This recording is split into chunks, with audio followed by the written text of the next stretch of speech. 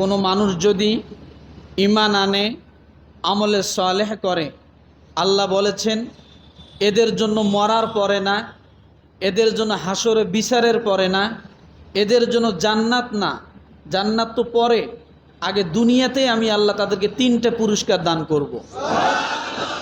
কয়টা? মরার পরে না মরার আগে? জোরে বলেন, আগে।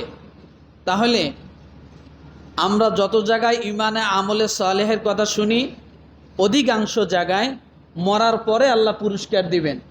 কোথাও আছে আল্লাহ কবর আযাব মাফ করবেন, কোথাও আছে কিয়ামতের ময়দান সহজ হয়ে যাবে, কোথাও আছে মিজানের পাল্লায় আল্লাহ ডান হাতে আমল নামা দিবেন, আবার কোথাও আছে যে আল্লাহ বিনা হিসেবে জান্নাত দিবেন, আবার কোথাও আছে যে আমলে সালেহ করলে আল্লাহ শুধু জান্নাত না, সাধারণ জান্নাত না, জান্নাতুল ফেরদাউসও দিয়ে দিবেন, তাই না?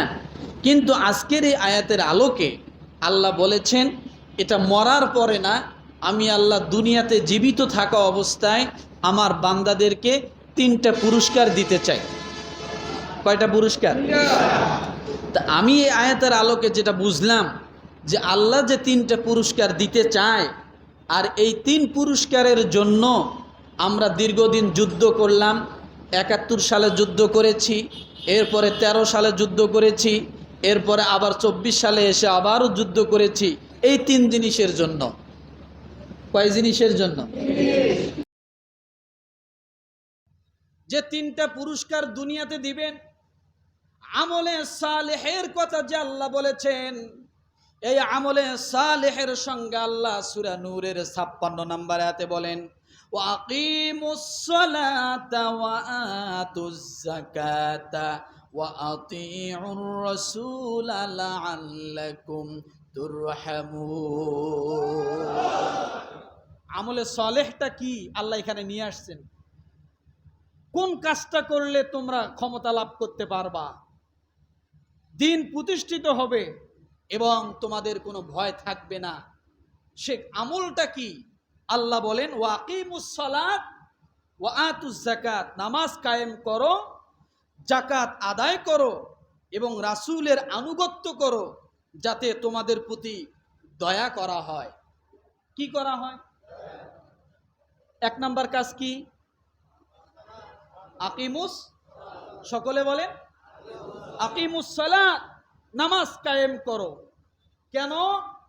আপনি নামাজ বাদ দিয়ে যত আন্দোলন করেন না কেন, ওই আন্দোলনে শক্তি জাগবে না।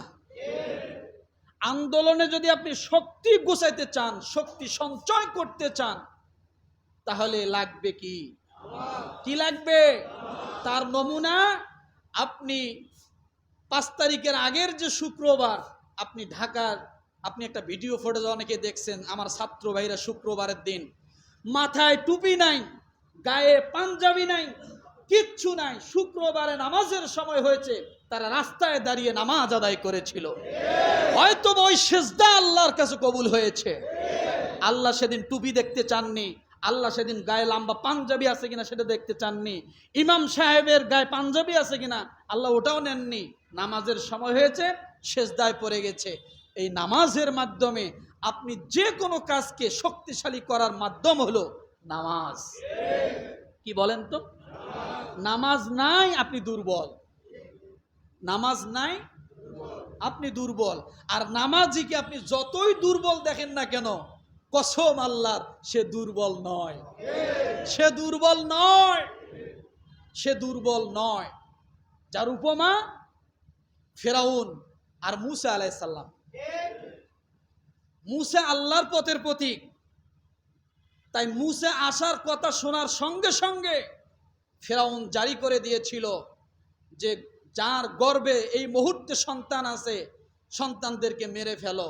আচ্ছা, পেটের বাচ্চা ফেরাউনের কি ক্ষতি করবে? কি ক্ষতি করবে? কিন্তু সেটা বড় কথা নয়, কথা হলো ওই অবুঝ বাচ্চাটাকে তারা ভয় করেছিল, করে নাই? এই রকম ভাবে আপনি যুগ যুগ ধরে আপনি দেখেন যে যারা আল্লাহর পথের পথিক হয়, তারা মায়ের পেটেও যদি থাকে তারপরেও দুষ্কৃতিকারীরা তাদেরকে ভয় পায়। আপনি যুগ যুগ ধরে দেখেন 6 বছরের একটা বাচ্চাও যদি ছাদের উপরে ওঠে খেলার জন্য, উপর থেকে মনে করে হেলিকপ্টারওয়ালারা যে এই বাচ্চা মনে হয় এই ছাদের উপর থেকে আমাদেরকে গুলি করবে, এটাই মনে করে উল্টাই তারা গুলি করেছিল। আছে না? নাই? কারণ দুর্বল যত দুর্বলই হোক, বিশ্বাস করেন সে দুর্বল নয়। এই দুনিয়ার জমিনে সবচাইতে বড় দুর্বল, নিগৃহীত, একেবারে মুসাফির হালতের জীবন যাপন করেছে আলেম ওলামারা। আলেমদের থেকে দুর্বল আর কেউ নাই।